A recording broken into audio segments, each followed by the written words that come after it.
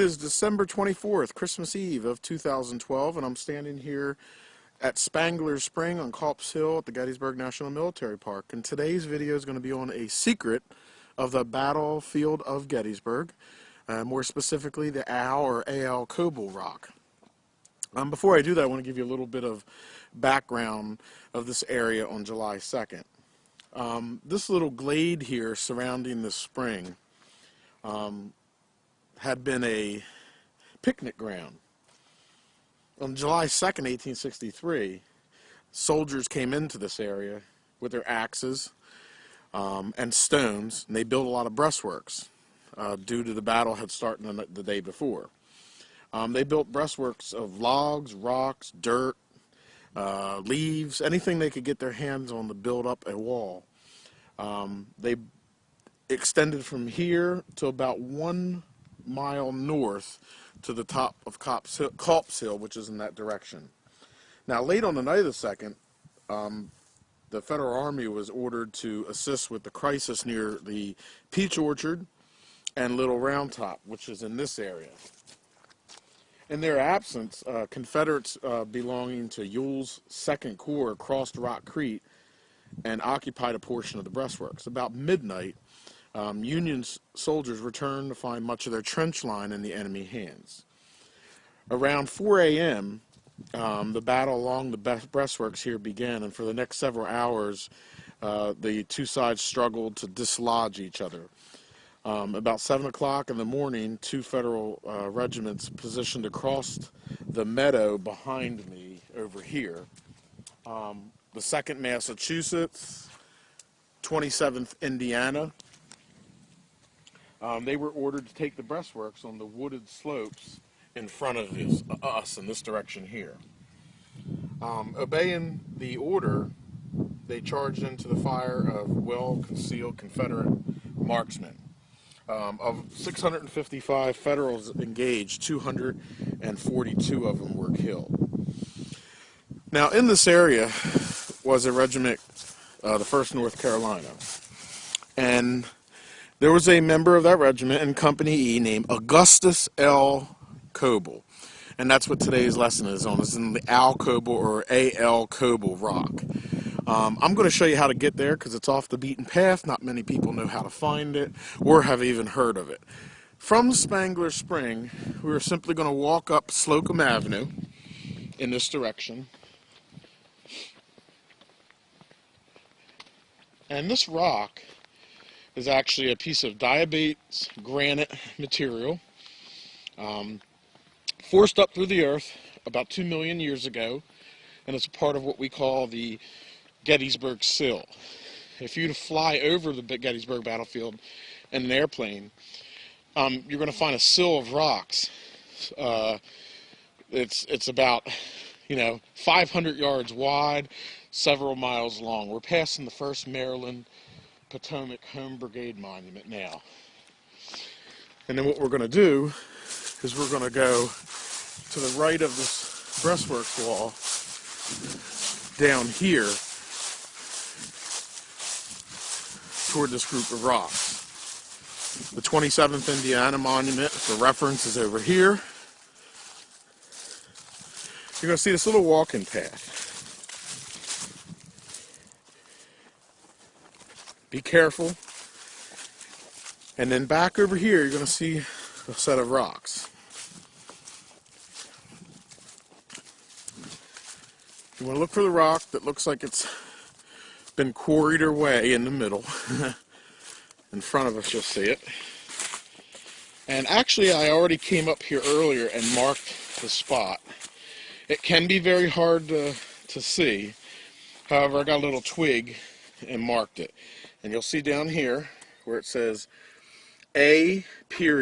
Coble, 1st NC Reg. So it's Augustus L. Coble. He enlisted in Raleigh, and he was in the 1st North Carolina Regiment, Company E.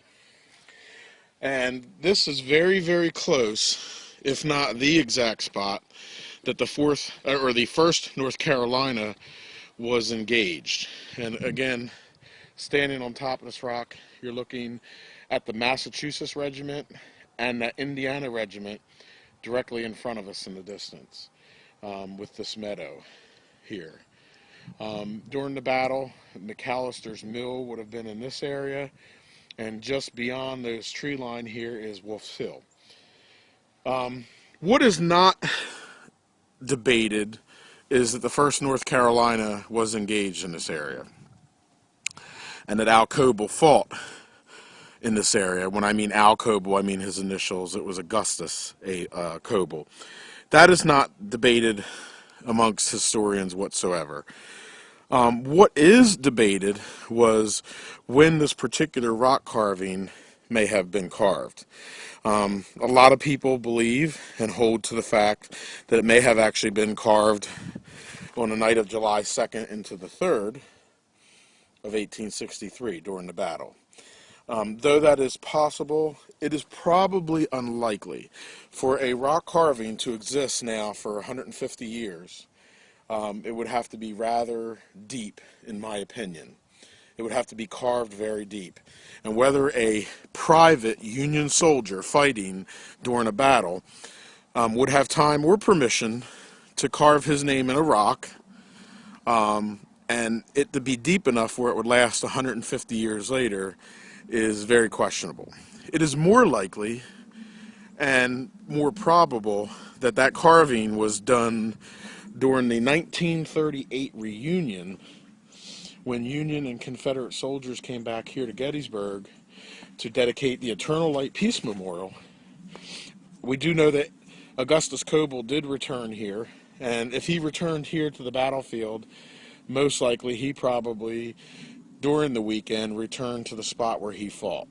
And it is very likely, in that case, that he came back and decided to leave a memento of his being here. That would last now 150 years, and who knows how long these rock carvings will last. I will make note that in the late 1800s, around 1894 to 1896, the entire battlefield was littered with graffiti, and the Park Service at the time had made a decision that they were going to remove a lot of the graffiti. And they did. We're going to actually walk back from the Al Coble as I tell the rest of the story, and I'm going to just kind of give you a path back to Spangler Spring.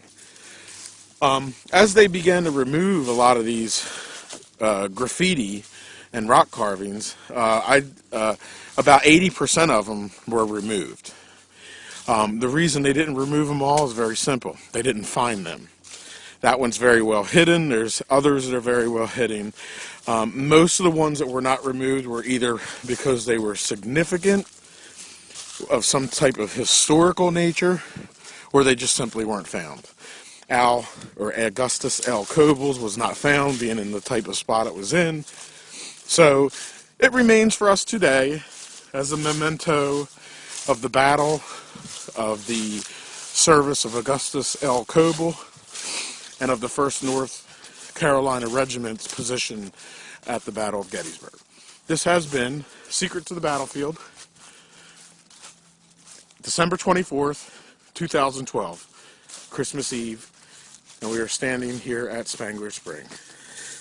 On the extreme end of the Valley of Death, in the distance over there where the sun is at, is the wheat field.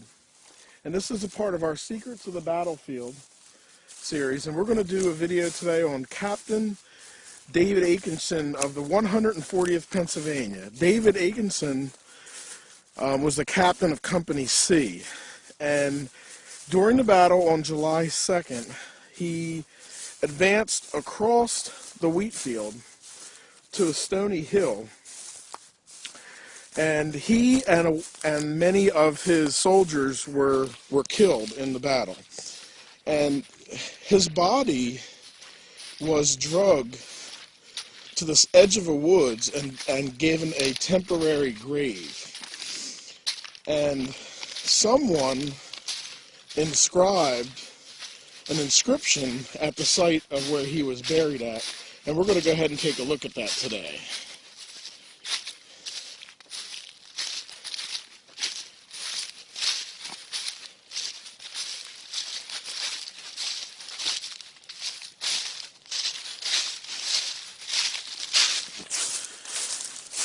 Again, over here is the wheat field.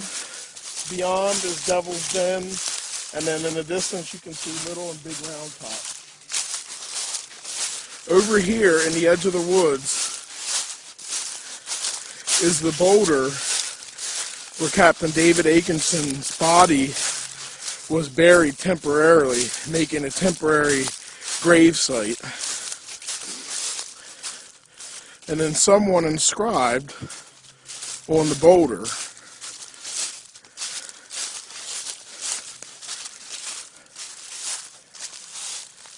DA 140 PV. So this is the temporary burial site of Captain David Atkinson of the 140th Pennsylvania, Company C, and this has been Secrets of the Gettysburg Battlefield. This is Secrets of the Battlefield of Gettysburg, and I am standing here today in Colt Park at Gettysburg. And if you want to get here, you basically come down through the square, down Baltimore Street, down toward Steinway Avenue, and then you make a right on Queen Street, Steinway Avenue being in that direction, Queen Street coming out here, and it brings you right to our rec park. And then this road that's coming right here is called Long Lane.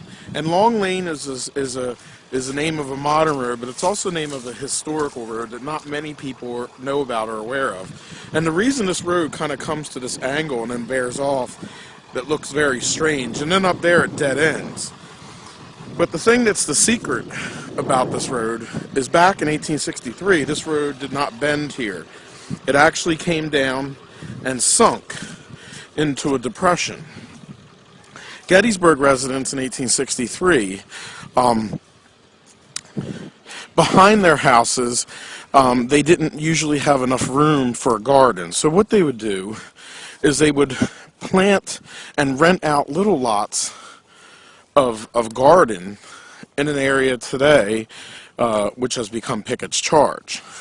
And Long Lane, or the original historic Long Lane rather, was a sunken road like you find down at Antietam that brought local townspeople and farmers from their homes, like you see here, onto a road that would take you out toward the Pickett's Charge field, where they could then tend, plant, and pick from their gardens. Just a few years ago, this whole area was overgrown with trees, and what had happened is, as a part of the restoration project here at Gettysburg, the historic Long Lane, which we're walking to in front of us, has been completely restored. Now, on a battle sense, troops from Pender's division, Georgia troops, were engaged here in this lane here. And as we walk along, it's not really sunken like it was in 1863, but you can see where it is very damp.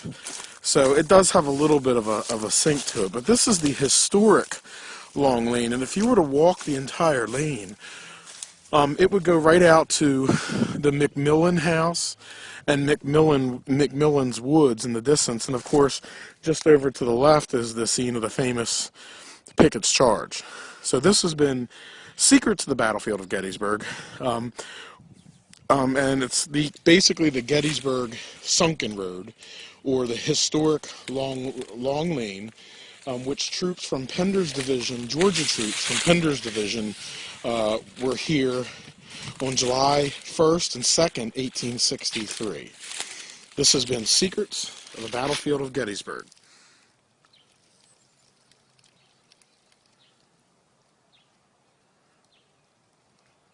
Battlefield Facebook, and we're standing here on the corner of Lefevre and Baltimore Street here in Gettysburg. And what we're going to talk about now is this large tree that's behind me right here. That is known as the Lincoln Witness Tree. The Lincoln Witness Tree was a tree that Abraham Lincoln, 16th President of the United States, passed by on November 19th, 1863, when he came from that direction behind us up the hill where that tractor trailer is coming, and came downhill, passing the Sweeney, also known as the Farnsworth House, and then proceeding in this direction to dedicate the National Cemetery where he gave the Gettysburg Address.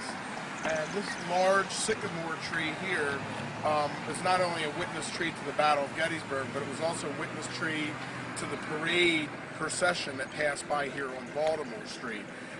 One other witness tree is the one behind us, this other large sycamore tree that stands in front of Mr. G's Flavor Freeze ice cream shop. That is also a witness tree. It is also a sycamore tree, and I guess it would be considered a second witness tree as well, Lincoln witness tree, because both of these sycamores were in witness of the parade procession on November 19th, 1863. This has been the Lincoln witness tree on Gettysburg Battlefield Facebook. High water mark, and I'm looking at the earthworks here with this little gap in between, and this is a video on Brown's Gate. And Brown's Gate was named after Lieutenant Thomas Frederick Brown, who was a lieutenant in the 1st Rhode Island Artillery Battery B. Now on July 2nd, he was just ahead of us here, about 75 yards, and men from Wright's Georgia Brigade overran their battery.